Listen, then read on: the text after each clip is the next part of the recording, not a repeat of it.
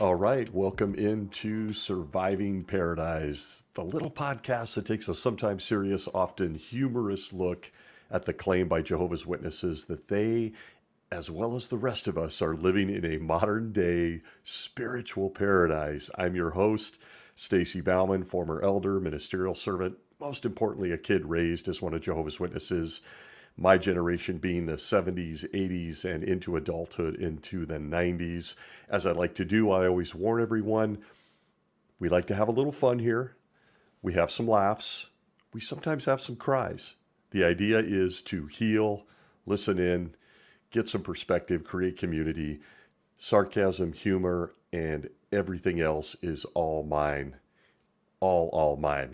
Okay. Still getting some notes by people that say, hey, I don't like the misplaced laughter. Totally understand that and respect it. Nonetheless, I'm going to stay true to my personality. I think laughter heals, and I think it's an important part of the emotional process for those that have left or are in the process of considering leaving Jehovah's Witnesses, which I highly recommend, as you will note. Listen in. I'm going to give a special and even extra trigger warning this week. This isn't a fun subject. Not at all. It's sensitive. It's downright horrific. It's taken me a little bit to build up to this. I'm being vulnerable and transparent here. I absolutely hate this subject. It makes me sick. Might be emotional. Don't know. Don't know what the next hour or so holds. But I want to give an extra trigger warning to anyone that has stumbled into this little show that we're going to discuss something highly sensitive, highly sickening, highly criminal this week. But before I tell you what that is, as you might have guessed, I want to ask you, what in your mind defines evil? What and how do you define evil? Keep that thought. We're going to come back to it here in a bit. Jehovah's Witnesses have a complex. Well, let's be real. They have several complexes, actually. But this particular complex may rise to the top. Certainly in recent years, without question, it has. It gets regular attention from the now 10 king guys in upstate New York. It's in billions and billions of pages of literature. It's featured in endless Watchtower life stories and experiences. And in modern times, today, it is regularly pounded into the heads of all Jehovah's Witnesses. And I do mean all, not just men and women or adults. That includes innocent baby brains, children that may be in the audience or exposed to their propaganda. In modern times, they've upped their game. It's in dramatic videos. It's in Pixar-like animations made for kids of Jehovah's Witnesses called Caleb and Sophia, Be Jehovah's Friend. Wannabe cartoons for baby minds to feed on, to lie in bed and worry about until they drop off to sleep. That complex, that subject, is persecution. Now look, this one you can't take lightly. Not that you could take any of them lightly, But where do you find anything in persecution to take lightly? Persecution and preparing for it has always been a regular, constant message from the leadership of Jehovah's Witnesses. It feeds their distorted view of who they are as a group in the grand scheme of things in this universe. When I was a kid, persecution was highlighted on an almost every summer district convention. I don't think that has even changed, as we will come to see. Oddly enough, at the time of this recording of this episode, if you go to the homepage of their website, the URL of which I will not promote or give out, but it's easy to find, features the following article at the top of the page. Quote, Jehovah's Witnesses and the Holocaust. What does the Bible say? End quote. Newsflash, the Bible doesn't talk about the Holocaust. So if you're looking for it, don't waste too much more time. but it gives you a snapshot by coincidence of how they leverage this subject of persecution. If you're a Jehovah's Witness, everyone is out to get you. And I do mean everyone. From the invisible bad guys like Satan and his demon friends, to every other religion on this planet, to every government in every country on the entire planet, on and on it goes. That's right. All of these institutions, every organization, really every person, even invisible bad guys we cannot confirm are actually there, are all absolutely consumed with all things Jehovah's Witnesses and what they are doing. Their goal in life is to stop it. They watch on day and night. The expectation of persecution is regularly forced upon the whopping 8 million people. If that sounds like a big number, consider that there are over 8 billion people on the planet, and most of those people are located in developed or Western countries whose current claim to fame is bothering people on Saturday mornings by knocking on their doors, interrupting your cup of coffee over breakfast, interrupting your cartoons, to hand you books and magazines those actual deliverers cannot explain themselves, or whose claim to fame is standing by a book cart on a street corner, ignoring you as you pass by as they stare into their cell phones. The entire universe, or so we are to believe and are told by Jesus' 10 guys, welcome in, 2 new dudes. The entire universe is obsessed, and they live in fear of Jehovah's Witnesses. The chief concern of every known institution on this planet is to stomp out everybody listening to the 10 guys in upstate New York. It's a regular diet of fear by means of persecution. I take you to the Insight from the Scriptures bound volume. I guess it's not a bound volume, volumes 1 and 2. This in volume 2 under the aptly titled subject, Persecution, where the 10 guys tell us this, quote, persecution takes various forms. It may be limited to verbal abuse, ridicule, and insults, or it may include economic pressures, bodily injury, imprisonment, hatred, and even death. It may be promoted by religious authorities, or it may be carried out by uninformed persons and ignorant ones, or by unreasoning, fanatical mobs. But often, these parties are only the agents of more powerful and sinister instigators, unseen wicked spirit forces. End quote.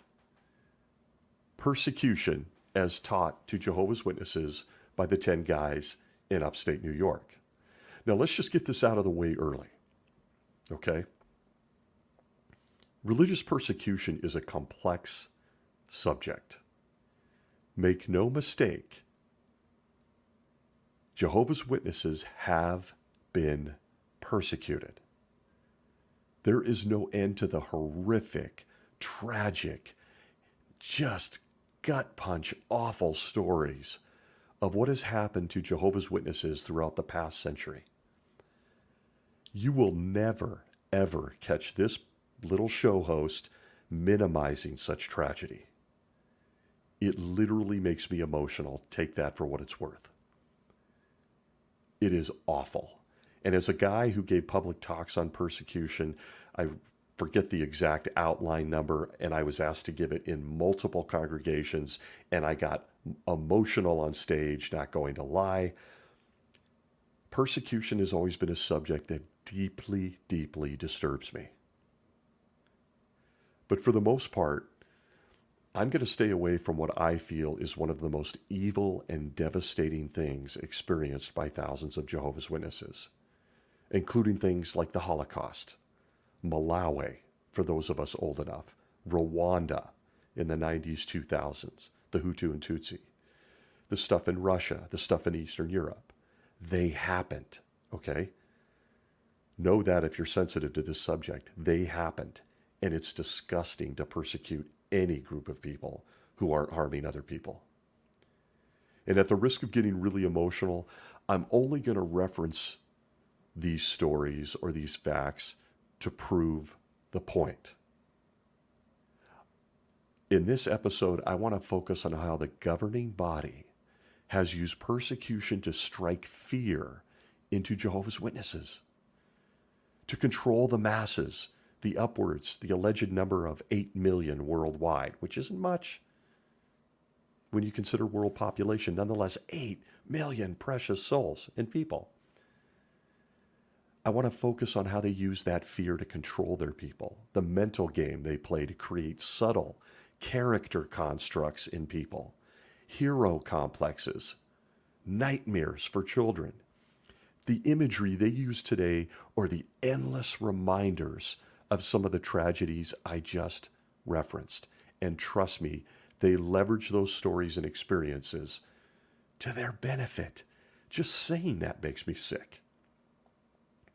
It may be shocking for many to learn that while some of the persecution endured was due to them standing up, those people, those Jehovah's Witnesses, standing up for what they believe in, it might shock many to know that much of the tragedy was avoidable. It didn't have to happen, even to Jehovah's Witnesses. Many, many thousands of people have lost their lives remaining loyal to a man-made organization that is not only disloyal in return, but flat out lies to their people and sends them headfirst into the slaughter. The governing body has no problem sacrificing Jehovah's Witnesses on the altar of the organization, or universal sovereignty, see past episode. Persecution, as well as such teachings as their blood doctrine, or how about child safety in their kingdom halls, are all proof of the fact that the governing body sees Jehovah's Witnesses as numbers, a field service report, an annual report. They will send them headlong into danger, unnecessary tragedy, death, and mayhem if it supports their message that they alone are chosen by Jesus to run the planet, not only today, but into the future, when they'll get to toss fireballs at all of us that don't agree with them. So let's focus on what they do to a Jehovah's Witness mind. The common person sitting in a kingdom hall who rolls up a couple times a week, who gets baptized, believing they get to live in paradise, have a fruit basket and a pet panda. What they do to these people's minds is where I'm going to focus. And the messaging starts early. It's somewhat subtle in the beginning, but it gains steam, and they use this subject of persecution and fear to reinforce their message at every opportunity. The proof is endless. We won't have time to talk about it all. First, the 10 guys in upstate New York reminds their people regularly that there is no way, and I mean zero, none, no way to escape persecution.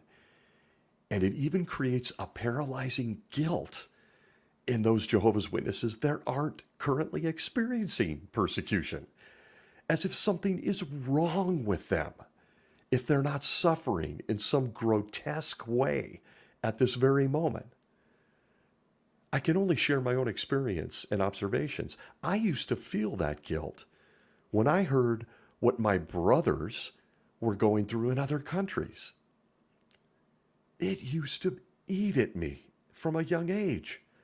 I'm outside riding my bike Saturday after field service. A kid my age in another country is being tortured. Where did I get that information? The Kingdom Hall, from the governing body of Jehovah's Witnesses in the 80s and the 70s. So even though I didn't experience persecution at the level of kids in other countries or men and women in other countries, it was on my mind, and I felt guilty about it. because I was going to the roller skating rink to hold hands with the girl I was in love with while they were being tortured and killed. And I got that message Sundays at the Kingdom Hall. I used to feel that guilt. So the governing body, despite those who may not be undergoing persecution for their ridiculous message, also pound the guilt into the rest of the witnesses who may not be. And they say there is no way you're going to escape this. If you're currently enjoying cotton candy and a movie, rest assured your day is coming. You're going to be doing what your brothers in other countries are doing, enduring persecution. Don't believe me? Let's go right back to Insight from the Scriptures under that same article, Persecution. Under the little subheading called Proper Attitude Toward Persecution, it says this: if one keeps God's commandments as a Christian, it is impossible to escape persecution. For all those desiring to live with godly devotion in association with Christ Jesus will also be persecuted. End quote. So you guessed it, there it is. Like the fine print on a contract. You get baptized, you are most definitely going to experience persecution. So that reality hits you no matter your age. And most of the people who get baptized as Jehovah's Witnesses are quite young. I was 17. We've talked about on this little show that on record, they've talked about people as young as 8 or 9. You get in a pool, you get baptized, guess what? You're going to be persecuted. It's coming. What will it be? So you guessed it from the beginning. A baptized Jehovah's Witness believes persecution is inevitable. And this includes children, little kids, babies listening in. And if they're not yet experiencing persecution, there's something wrong with you, and you must not be following Jesus, because the Bible says you're in for it. If you're truly following Jesus, you're going to be persecuted. They build entire watchtower studies, dramas of the past, public talks around the following verse. And keep in mind, if you're sitting in a Kingdom Hall as a kid, you're hearing this. And you're being told by everyone older than you that you need to get baptized in order to survive Armageddon. By the way, just to get to survival of Armageddon, you're also going to face torture and possibly death. I give you 2 Timothy chapter 3, verse 12, which says, quote, in fact, all those desiring to live with godly devotion in association with Christ Jesus will also be persecuted, end quote. Okay, I'm going to school, I'm doing my homework, or I'm a young adult, my 20s, whatever the case may be, I'm not currently being persecuted, but the day's coming. And if I'm not being persecuted in some way by their definition, verbally, socially, economically, am I a follower of Jesus? Oh no, the guilt circle begins. The guilt circle begins. With the end game being that you've proved yourself to be one of Jehovah's Witnesses and one of Jesus' followers if you're being tortured in some way, mentally, emotionally, physically. Think about that. Now, it creates a really bizarre dynamic, at least it did in me as well. For me as a child, I built up quite a story in my head regarding persecution. In my mind, it was my chance to be a hero. I'm not going to lie about it. Whether that's a male thing, or a little guy thing, or a Stacy thing, whatever the case may be, it gave me a bit of a complex.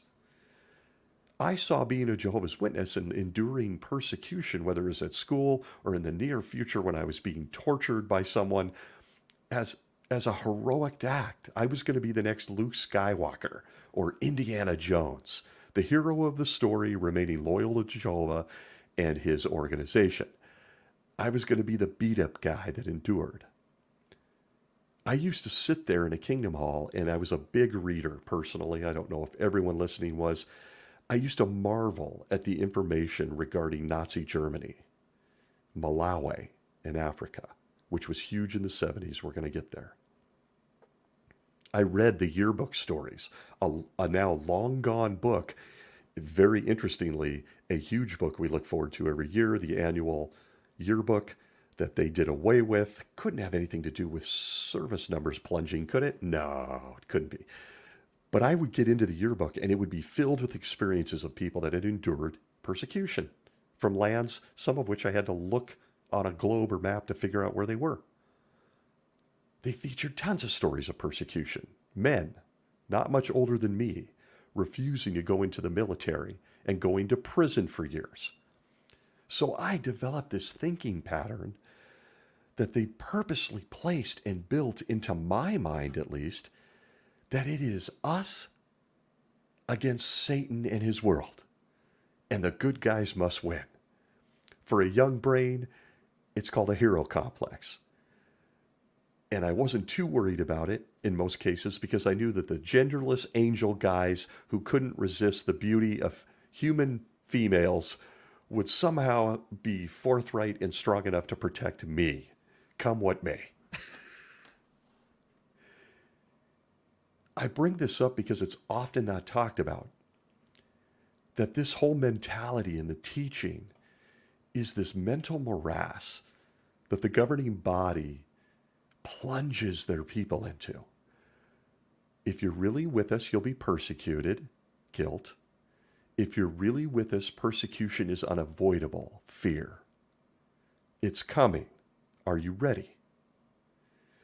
I vividly remember my first, and incidentally, my last shepherding call as just a regular publisher. I got baptized at 17, so it was somewhere between 17 and 18 that I got a visit from an elder.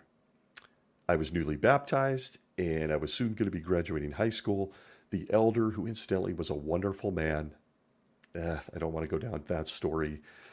He came to my house to counsel me or to encourage me on what I can expect now that I'm baptized. And the message was this: Stacy, Satan is now after you. He is after you night and day. He's invisible. You can't see him. He might be in your bedroom. He might be at school, but Satan is going to come after you. Well, I thought, well, wouldn't it have just been smarter for him to make sure I didn't get baptized so he wouldn't have to worry about me? Never mind. The logic of Jehovah's Witnesses. But I can still feel my emotions as I told the elder, a good guy that frankly would years later lean on me when I became an elder with some of his family difficulties and everything. Very ironic. I wonder sometimes if he remembers all this. He was a good guy, but in detail, I remember expressing to him how I was going to be a great man of faith. I don't know how he took this conversation seriously, frankly, that I would endure anything that came my way. That I literally saw myself as someone that could lead Jehovah's people during the Great Tribulation, just like Joshua. I remember saying that. And no persecution would stop me. None would stop me. I still remember the look on his face. I mean, wow. It honestly feels like yesterday. He nodded along and he encouraged me to keep building on those emotions. He had a smile on his face. I don't know if he was impressed or he thought I was nuts. I don't know. I think it's definitely something that feeds the male ego in a young boy. We want to be protectors. We want to be heroic. I look back on that now and I probably should have shown up with a loincloth and a sword. I couldn't have a beard. I couldn't have that. But how did this whole persecution complex get inside of me by 17? How did they embed this in my head? I think that's where I want to go deeper. It's important to take a look at some of the messaging regarding persecution that Jehovah's Witnesses are exposed to. And my God, the messaging is dense and it is deep. Let's just start with the guy who started it all. Satan.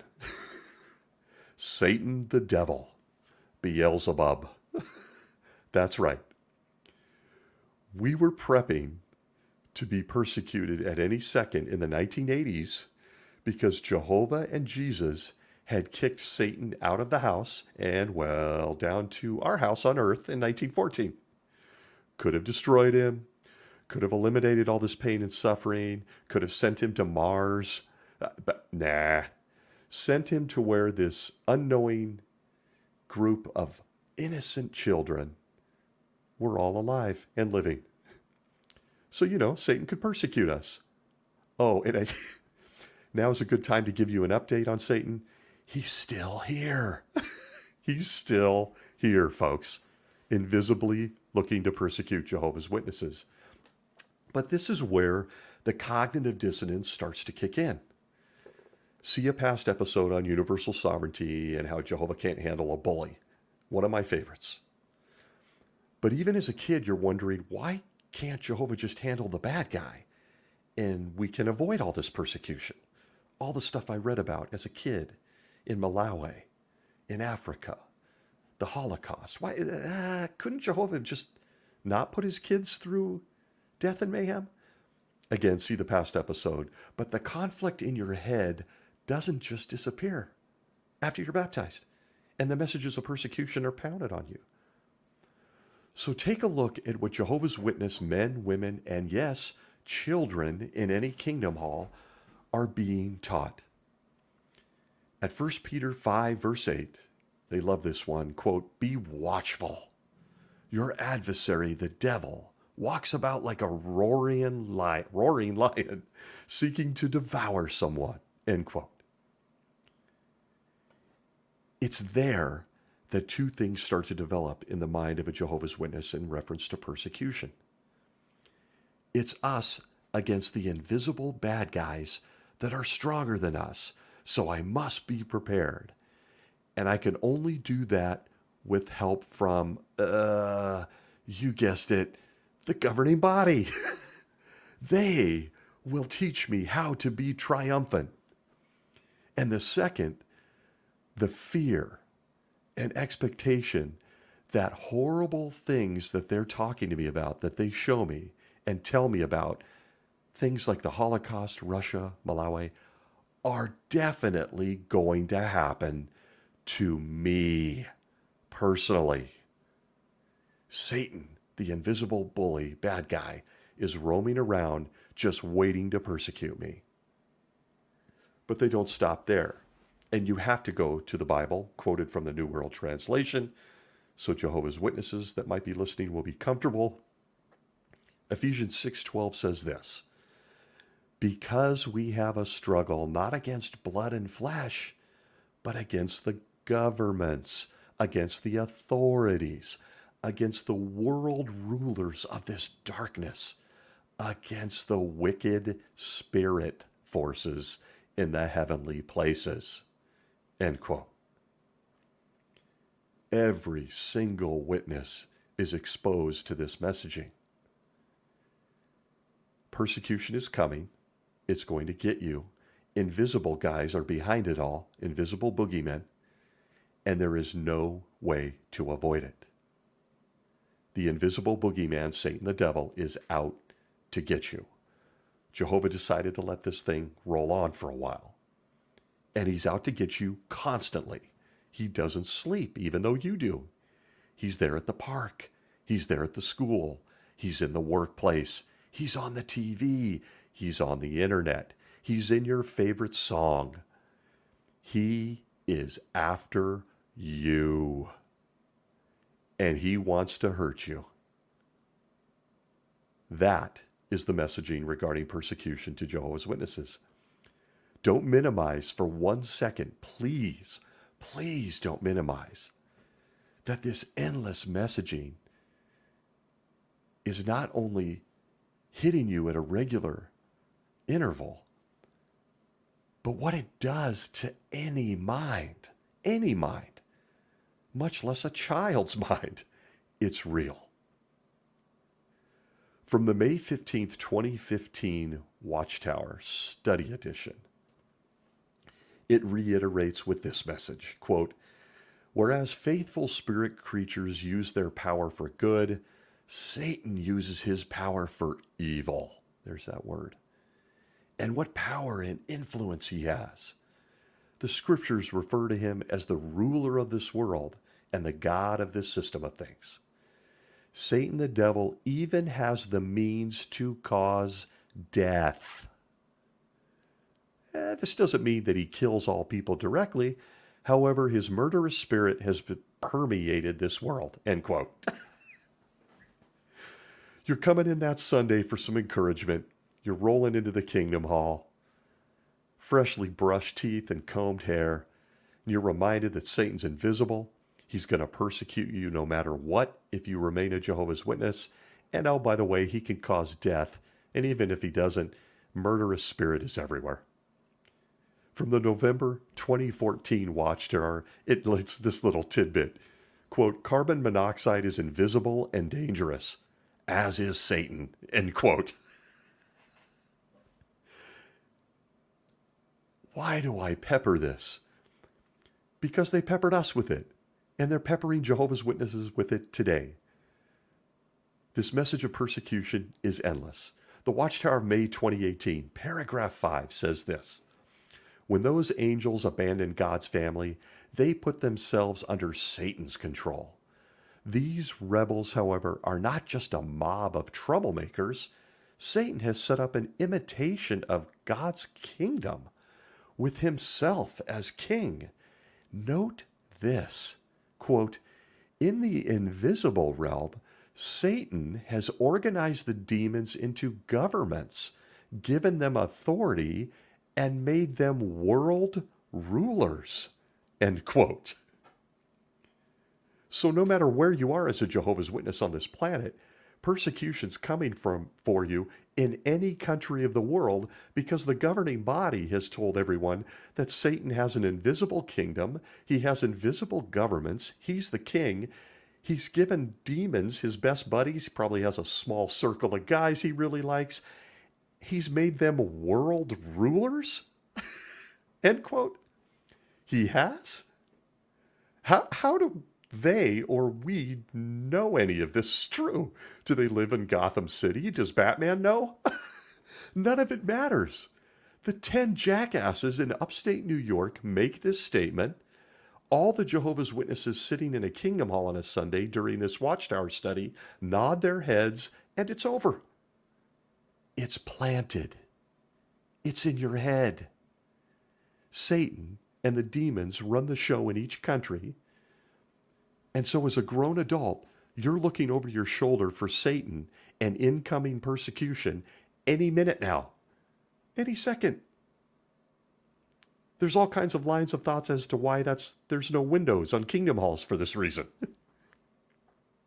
The bad guys, both invisible and visible, because they're world rulers over the countries and the governments now, are going to come after Jehovah's Witnesses at any given moment. They are all they care about. Jehovah's Witnesses.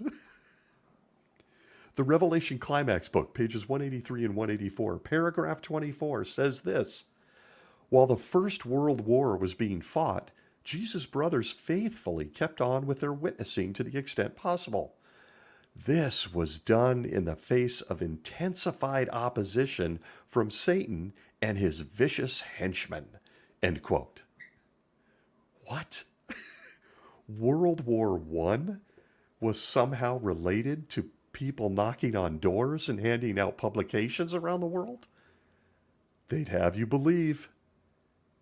They'd have you believe. And they planted in the brains, by means of their publication, dramas, conventions, videos, you name it. It's an ongoing message. Like I said, it's on their website at the time of this recording. It's the top story. The Holocaust. A horrific human event that happened almost a century ago that they continue to tap into to say, see what we're saying? There's Satan. But it's even worse.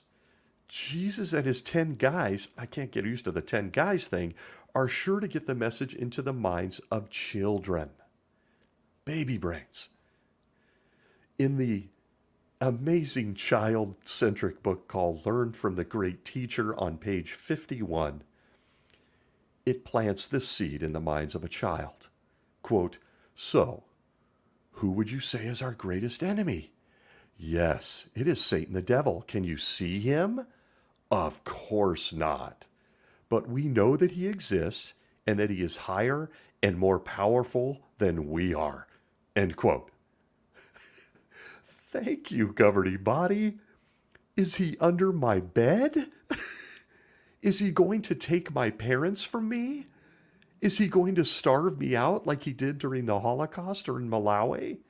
Does he watch me in the dark while I sleep? What terrible physical things will he do to me? I'm 8. I can't begin to say how bad this is. Persecution, a guaranteed thing that's going to happen to every man, woman, and child in Jehovah's Witnesses, according to them, is regularly fed to these people. Fear, anxiety, sleepless nights, physical reactions, night terrors, sweats. I could go down a long list of what comes out of this message from the Learned from the Great Teacher's book on page 51, given to children of Jehovah's Witnesses. I want to move into the history of persecution. And I'm going to be brief on this one, as brief as I can, because there's no amount of time that does this justice. There's greater activists that have done an incredible deep dive on some of these horrors. I highly recommend Paul Grundy's work at JW Facts and many other incredible students who have gone deeper on this subject. But in the interest of time, I want to talk about persecution in the history of Jehovah's Witnesses. Not every example. We'll basically look at one. And why do I want to talk about it? Not because I enjoy it. It angers me. It brings me to tears. It makes me physically sick. And why? Because some, if not most of it, was avoidable. I don't know where I'm going here because it's so evil, it's so sickening, that all I can do is share my thoughts and in my own way try to honor the thousands of amazing people and souls that aren't with us anymore. Men, women, children, that tragically gave everything to a publishing company. To a publishing company. Violence, murder, prison terms, wasted years of life for a publishing company. Look, religion is wrought with a history of persecution. It's a reality in religion. There has always been those that will be opposed to other people's beliefs or their belief systems. It's led to some of the worst crimes ever committed on this planet. So I'm going to emphasize again, I will never minimize this subject of persecution. It truly hurts me. I honestly can't really think about it too long. I can't ruminate on it. But here are the facts in reference to Jehovah's Witnesses, persecution, and history. Persecution is across almost all religions, folks. See the Crusades. See the Holocaust. See the history of Buddhists. See the history of Hindus. See the history of Sikhs, of the Middle East, of Islam and Muslims. Jehovah's Witnesses have been tragically persecuted as well. One example, as we seem to come back to a lot, in 1933, there were approximately 20,000 Jehovah's Witnesses within the confines of Nazi Germany, of whom about 10,000 of those 20 were imprisoned. Half. Jehovah's Witnesses were brutally persecuted by the Nazis. They refused to do military service. They would not give allegiance to Hitler's National Socialist Party. The history is there. I've been to the Holocaust Museum in Washington, D.C. I was a bawling mess. It was a one-time visit. I can't do it again. Of those Jehovah's Witnesses in Nazi Germany, 2,000 were sent to concentration camps where they were identified with purple triangles. You remember the governing body rolling out the video. They've gotten a lot of leverage on this. As many as 1,200 Jehovah's Witnesses died, including 250 of those witnesses that were executed. Religious persecution is real. It's real. and it's sick against any religion, against people who want to believe in what they want to believe in as long as it doesn't harm others. That's the caveat. Some of this persecution was unavoidable. It was crimes against man due to political regimes or other influences. But I'm going to say something very controversial now, okay? I'm going to pause. Trigger warning, whatever you want to apply to this. What I'm about to say is very controversial. Here goes. Persecution of Jehovah's Witnesses isn't because of an invisible angel and his friends. Persecution of Jehovah's Witnesses in some cases was thrust upon them by watchtower leaders, the former presidents, and the modern-day governing body. Many authors and researchers have claimed that the arrests and the mob violence in the United States in particular in the 30s and 40s during those generations were truly the consequences of what appeared to be a deliberate strategy to provoke authorities and other religious groups by Jehovah's Witnesses. It's in print. History shows Judge Joe Rutherford encouraging and cultivating opposition for publicity services to drive publishing numbers in a bid to distract dispossessed members of society and to convince members that persecution from the outside world was evidence of the truth of their struggle to serve God. Does this sound familiar? Persecution identifies us as the one true religion. Watchtower Society literature of that time period directed Jehovah's Witnesses to never seek a controversy nor resist arrest, but also advised members, to not cooperate with police officers or courts that ordered them to stop handing out their literature and publications and to go to jail if the need be. It's all in print, folks. There are so many examples we could explore. But I want to take the time to look at just one, and I'm going to really try to get through this without being emotional. Look, I don't hide who I am here on this little show. I'm an emotional creature, up and down. I'm going to try to keep it together because this one hits hard and it hits close to home for those of us in my age range, in our generation. I want to talk about Malawi. For those of us in my age group that remember this, the younger generations of witnesses in or out may not remember this as well. It's like everything else in Watchtower history. It starts to fade. They don't bring up this one much anymore. They like to lean on the Holocaust a lot, but this one they seem to dodge.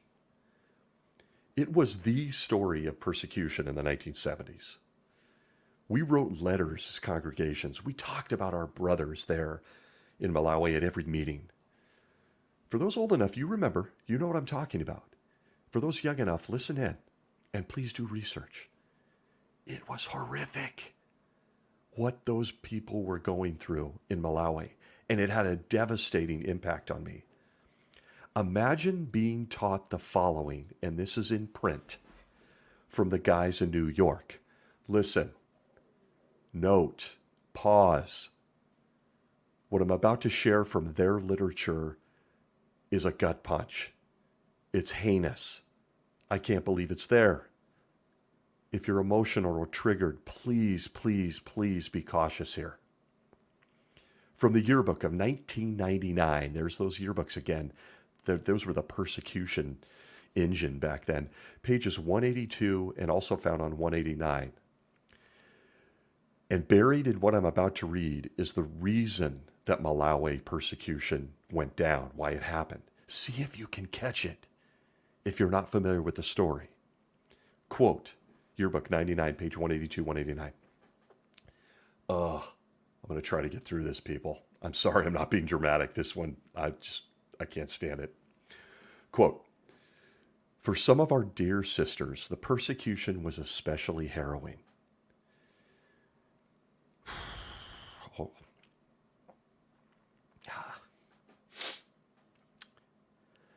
Already getting me. Sorry, gang. Okay.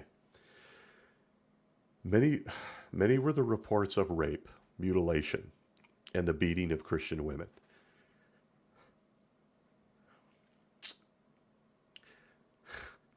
Therapy just doesn't do it. The sadistic attackers spared nobody. The elderly, the young, and even some pregnant sisters were put through such cruel ordeals. Some suffered miscarriages as a result. Once again, thousands were forced to flee their villages. Many found refuge in the bush. Others went into temporary exile in neighboring Mozambique. By the end of 1967, the brutal wave of attacks on Jehovah's Witnesses had claimed at least 5 more lives.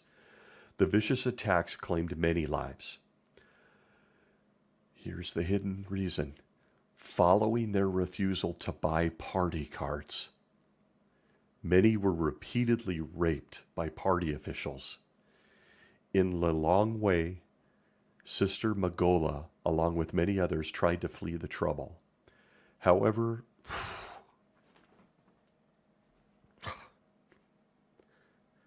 I don't know if I should have included this. However, she was pregnant and could not run very fast. A mob, acting like a wild pack of dogs, caught up with her and beat her to death. At the campus of Bunda College of Agriculture, just outside of Lilongwe, 6 brothers and 1 sister was murdered and their bodies were horribly mutilated. End quote.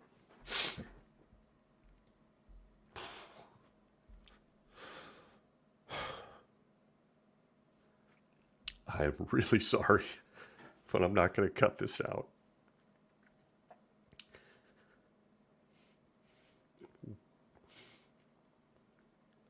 Why is this in print? Why, in 1999, did they have to tell us about this? I'll tell you why. Because the now 10 guys in upstate New York, now they know what it does to the rest of us. I've been out for 14 years and I can't keep it together. Those same guys, their counterparts in the 60s and 70s are mostly gone, but this isn't. It's in print. And the reason I'm emotional, outside of the obvious, is it was all avoidable. Did you catch it? All they needed to do was buy a card. The leadership of Jehovah's Witnesses set these wonderful people up to be murdered. And not just killed. I'm not going to say, I just read it. You saw how. All to prove their point that Jehovah's Witnesses should be no part of the world.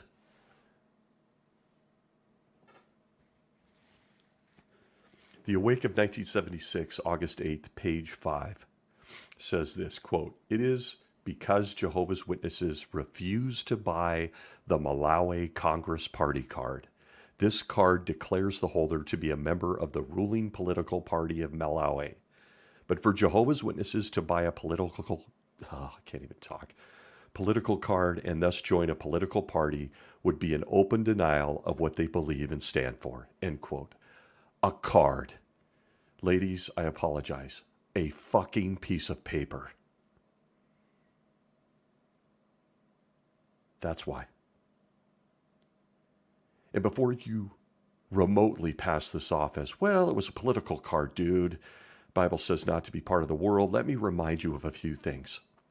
First, these same guys were just part of the United Nations. It's in print. These same guys utilize and leverage the government at every opportunity. You can't get a passport without leveraging the government. Okay? And let me remind you of some other things in case you're someone who wants to lean into the Bible about what happened here. Anybody remember Joseph? How about Daniel? 2 guys Jehovah made sure we all knew about from his magic Holy Spirit book known as the Bible. And both were involved in politics.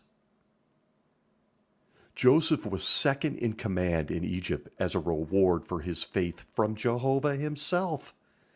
Daniel was one of the chief rulers in Babylon and the Persian Empire.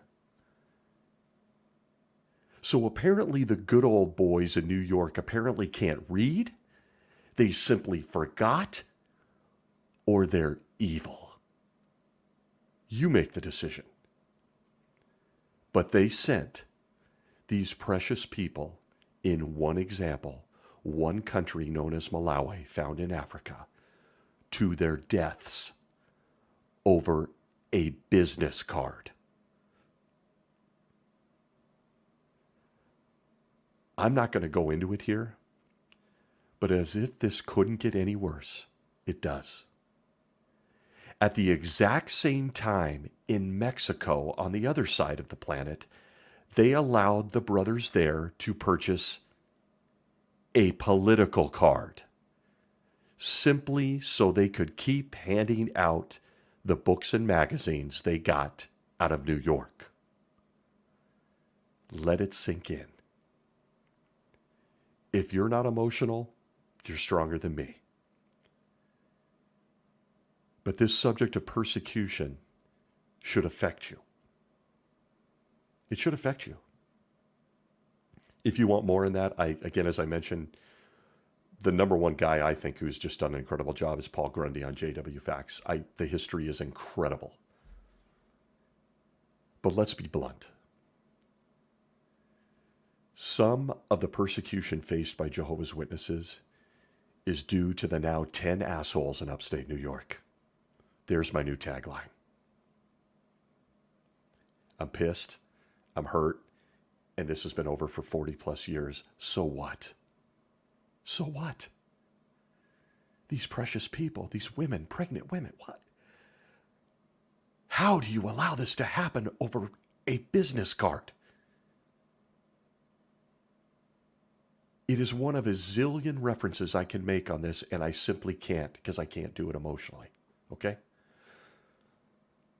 But if this doesn't upset you, if this doesn't wake you up as a PME, POMO, whatever the acronyms are, somebody who's on the fence, please take these references I just shared with you. Go look them up yourself. Read it with your own eyes and ask yourself what you're reading. How is that book still out there? How are they proud of this? Over a card the size of a passport. These people are gone.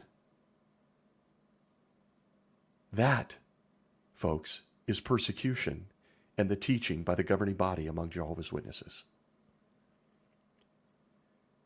I got to move along. I want to address how persecution and how they leverage persecution to control the minds of 8 million alleged Jehovah's Witnesses today is really all about fear.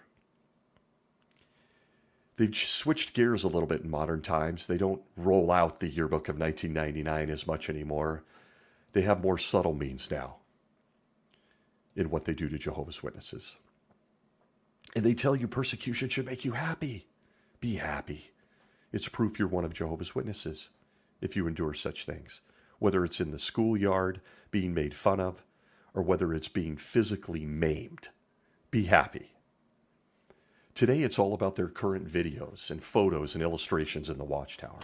In the last 8 or 9 years, Jehovah's Witnesses have been getting a steady diet of what I call the persecution complex from Jesus guys in New York. It's only getting easier for them now to plant these seeds. They have a TV studio. The human eye is the most powerful window to the mind. That TV studio now, they produce videos of Jehovah's Witnesses gathering in secret bunkers as the world burns outside during the Great Tribulation. It's just incredible. All the sights and sounds of a small league Hollywood production. If you haven't seen the video series from the 2016 Remain Loyal District Convention, I can't recommend it enough, but kind of be ready for it. Be ready for it on entertainment value. It features a small group of dubs gathering in a basement, in a bunker, telling their stories of how they got there. It even has secret door knocks featured in order for other dubs not yet inside to enter. There are even stories of those that didn't want to join them in the basement bunker. There are middle-aged actors acting like tough guys as soldiers in full riot gear with machine guns and clubs enter the room, forcing their way in upon Jehovah's precious little group, which looks kind of like an old book study group. We all know that's defunct. That was supposed to prep us for this too. They're still leaning on it in 20... I don't know. But you literally feel like you're watching a bad B movie when you look at these. Soldiers forcing their way into the room to get the most important people in the universe, Jehovah's Witnesses. After all of these centuries and these sickening atrocities, this whole story has reached its conclusion. The entire world has turned its attention to a group of people that stand next to book carts in their local park, staring into their cell phones, unable to answer a basic Bible question. Why, you ask? Well, because these witnesses are dangerous, and Satan wants them. In full video color and surround sound. Go check it out. I bawl my eyes out when I consider the atrocities of the past. I see these current videos, and I can't stop laughing. Their estimated 8 million person book and magazine distribution army is a threat to all world governments, to national and international security. No, if you're wondering, it's not nuclear war. It's not the next pandemic. It's these people sitting in your local Starbucks every Saturday morning who won't even come to my birthday party. Those are the people. That's Satan. And all world governments, led by the demons, are interested in harming. And so we have gone full-scale video production to show you what it's going to look like. There's even another convention video. The date escapes me at the moment, but it features a small group of witnesses gathering together in a huddle in a field as they're surrounded by soldiers pointing their guns at them. The music reaches a fever pitch, and Jesus and the 10 guys in upstate New York and his whole clone army of men, never mind the women that are anointed, appear in the clouds to rescue them. The 2021 convention features a young Asian man who is a Jehovah's Witness, apparently on the down low. He's getting coffee, but trying to maneuver his way around some riot police on the sidewalk, who are, of course, all looking for, you guessed it, Jehovah's Witnesses. This one I loved and laughed and watched multiple times. Why? Well, because they at least made the riot police appear smart in this one. They were looking for Jehovah's Witnesses in coffee shops. It's pure gold, as if subconsciously they slipped and realized, most of our people hang out in coffee shops on Saturdays, and they had the riot police looking for them. All video propaganda pounded into the minds of Jehovah's Witnesses. One of my all-time favorites, and I don't know how they're going to top this, is the image found in the Pure Worship of Jehovah publication, Restored at Last, from 2018, page 186. Please go find this. It depicts a war room where political leaders from around the planet are gathered in front of television monitors, feeding off secret cameras placed where? We don't know. We aren't supposed to think about that. One of the monitors features governing body member Sam Hurd on it. I had to wonder if there was a reason for the only African American man featured. As they come up with strategy, these political leaders in this bunker war room from around the world, on how to stop the covert Jehovah's Witnesses from handing out more tracts at the doors and featuring a fairy tale paradise, khakis, endless veggies for dinner. Yes, it's right there in print. I looked closely when I saw this one.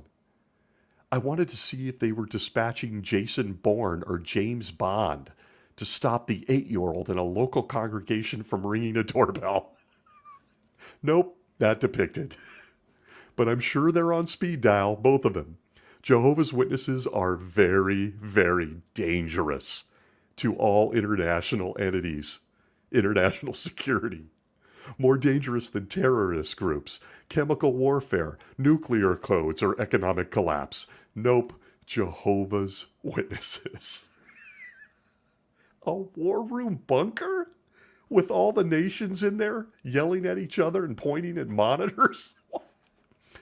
How a Jehovah's Witness today sits in the audience, looks at this, and doesn't bust out laughing proves how deep the brainwashing goes when it comes to persecution. There are so many more examples, videos, photos. Let's just stop there. But please go find these. I can tell you that some of these images will be featured on this little show's social media posts on Instagram, Twitter, etc. if you don't want to put out the effort to go find them. But they're there. They're there. The governing body wants Jehovah's Witnesses to live in fear. They already have the blood of thousands of innocent people on their hands over the last century. They send their people into danger, into prisons. In the very least, they send them into a life of fear and anxiety that it's coming. And they use this whole idea of persecution and the persecution complex to do it. And they sent many people to their deaths as a platform to be able to point at to today's Jehovah's Witnesses and go, see, it happened. And we're going to tell you in gruesome detail how it happened. I ask you again, what defines evil? Sure. Once you've left this cult, you can look back like I am or look on at their current campaigns on persecution, and you can laugh. You can make some funnies. There is nothing to laugh about, as I demonstrated very transparently in the last hour. There's nothing to laugh about when you consider those that gave their lives in gruesome fashion to a publishing company in New York, in the United States. Nothing. It's a human tragedy. It's a crime that's immeasurable. Men in power, claiming to represent Jesus of the Gospels in an ancient book and his father Jehovah, men who regularly lean into tragedies that could have been avoided in some cases, who produce fearful, dishonest, lying images and videos, guaranteeing that any day now, you too, if you're a Jehovah's Witness, are going to endure tremendous physical pain, torture, loss. They leverage persecution in an effort to control people who just want a better life, a better future. They like fuzzy animals. There is a word for all of this. There is a word. And ask yourself this: who exactly is it that's persecuting Jehovah's Witnesses? Think about it. Who exactly is persecuting Jehovah's Witnesses? Think about it. Evil. Evil. Thanks for joining me for this episode, folks. Not an easy one. I'm a mess. And I should be. We all should be. It's going on under our nose. If you're a witness listening, hugs. Please think about it. If you're one that's out, still affected like clearly I am, hugs. Thanks again for listening to this little podcast. Appreciate all the support.